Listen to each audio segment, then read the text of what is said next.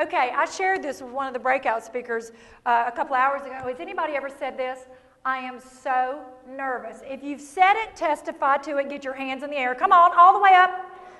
Nervous. Here's what happens. Your body goes, cool, let's do nervous. And your head starts hurting, you break out in a sweat, your stomach starts hurting, and you get tense. Your body is just following what you've told it to do, right? Okay, here's your new word. You are not nervous, you are energized. Everybody say, I am energized. I am energized. So the next time you feel this nervousness, just stop. Change the way you look at it. Have you ever seen a speaker that's nervous? And they're so nervous they make you nervous? And you feel that nervous energy coming from them? It's because they've told themselves how nervous they are. And so you need to just embrace energy. Okay, I will probably see every hand in the room. Has anybody said this? I am so stressed out. Come on, all the way up. All right. I heard a 4-year-old say it the other day. Scared me to death. There's another one, scared to death. As a little boy, 4 years old, I said, what happened? Did you lose your G.I. Joe or something? Is that why you're stressed out? He said, no, my mama's stressed out, so I'm stressed out too. Hello, y'all, they're listening. It is the word that we seem to wave like a banner. We'll get a phone call from our girlfriends or somebody, hey, yo, I'm so stressed out. And then they give you the 75 reasons that they're stressed, right? Say, yes, coach, you understand this? Okay, if you do not remember one thing that I've said, I hope that you will take this with you. I hope you will put this to work in your life. Again, it's not thousands of ideas, it's one that you put into your life. What will you do with it? You are not stressed out, you are blessed out. If you woke up above ground today without a chalk line around your body, you are blessed. You woke up in the United States of America today. You are blessed. You are blessed. So quit getting stressed out. Let's get blessed out. And I better get an amen on that one. Amen. Everybody say, I am blessed out. So every morning when you get up, you look in the mirror and say, good morning, gorgeous. We are blessed out. Let's get on with our day. I challenge you, do that. And if you have friends in this room, tomorrow, the next day, you call them and say, did you say good morning, gorgeous?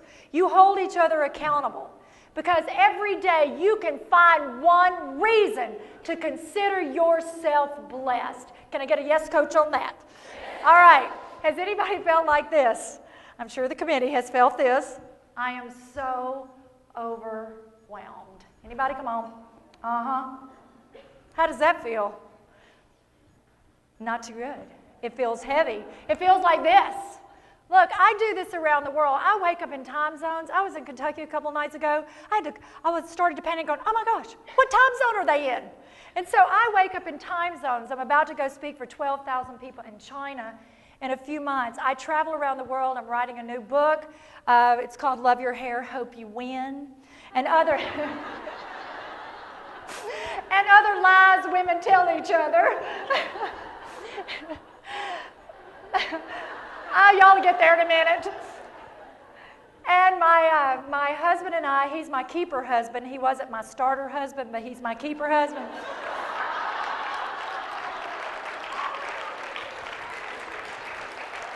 Ladies, it's just a positive way to say X. They are not X's, they're starters, okay? So my keeper husband and I have just moved into a brand new house about 3 weeks ago, so we're still unpacking. And to make the story even better, my starter husband was our builder. Let's keep it all in the family. So there are days I feel overwhelmed. And you know what? I wake up and I start feeling like this. I said, no, I've got to get my postcard out. I've got to remember what I preach. Here's your new word. We're not overwhelmed, ladies. We're just in demand. All right? We are in demand. If you are going to be successful, if you're going to push yourself, if you're going to have the best year of your life, you're going to be in demand. Quit complaining about it. You do not get to complain about what you permit. Okay? You do not get to complain about what you permit. So you're not overwhelmed, you're just in demand. So let's review. We're not angry, we're disenchanted. We're not nervous, we are energized. We're not stressed out, we are blessed out. And we're not overwhelmed, we are in demand. And if you will take those ideas and put them to work in your life, they will drastically change your life. Is it easy? No. It is the hardest thing you will ever do. Try 1 week without saying anything negative about yourself, about our country, about the economy, I know, try it 1 week. Try 1 day. We better back up and go 1 day. We better go 24 hours. Let's go on a negativity fast for 24 hours. You know, I have been teaching this for many years. And like I said, when Nick was 2, I would teach him every day, Nick, your attitude is your choice. Regardless of what happens, Nick, you get to choose. So one night, I was getting ready to go to do a big presentation the next morning, and Nick, at 10 years old, came into my kitchen on roller skates. He was doing hockey moves and pageant waves at the same time, just to see if he could get on my nerves. And so I looked at him like only a mother can do, the look that says, you've basically just about taken your last breath. And I said, Nick, I'm over it. Get out of my kitchen and get out of here now. He rolled back on his skates. And with love in his eyes, he propped himself up. And he said, hey, Mom, you don't have to let my actions affect your attitude. I said, stop listening to my tapes. Stop. He said, Mom, is that not what you're going to teach them tomorrow? He rolled across that kitchen, kissed me on the cheek, gave me the pageant wave, and skated out. And he left me with my mouth hanging open. And do you know what? I had never made that quote. But Nick had put that together. He realized that I did not have to let his actions affect my attitude. If you have ever allowed someone else's actions to affect your attitude, get your hand in the air. And as my friend Dr. Phil says, how is that working for you? Here's what happens.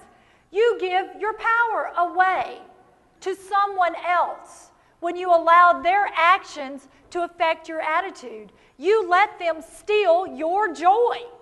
How many of you, before you get to work, have allowed some stranger on the interstate to take your joy and go to work with it? Because you have just thrown a hissy fit in your car because this person has cut you off in traffic. I got news for you. He doesn't care. And all you have done is give your joy, packed it up, and put it in his car, and you haven't seen it the rest of the day. So if you are turning your joy over to someone else, it's time to take it back. And if you are going to be successful, pay attention.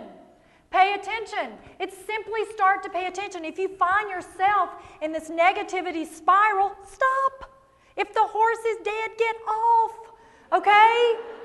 If you're in a grave, quit digging. All right? Make a choice. Okay, champions, choosing success. You choose your attitude. You choose your language. And also champions have a game plan. They know where they're going. They have a game plan. They know what they are supposed to do. My question to you, do you? If you have your goals written down on a piece of paper, not invisible ink in your head, does not count. If you have them written down on a piece of paper, I want to see your hands. Get them in there. Okay. We need to change that before the day is over. Because we neglect the most important deal of all, because when we make a deal, a legal, binding deal, what do we say? Put it in. Yet we neglect the most important deal of all. How many of you make Christmas list? Oh, every hand goes up. What about grocery list? Every hand goes up. Put yourself on that list. You have to write it down. I want you to remember this. The what must come before the how. The what must come before the how. What do you want? for your life? What does success look like for you?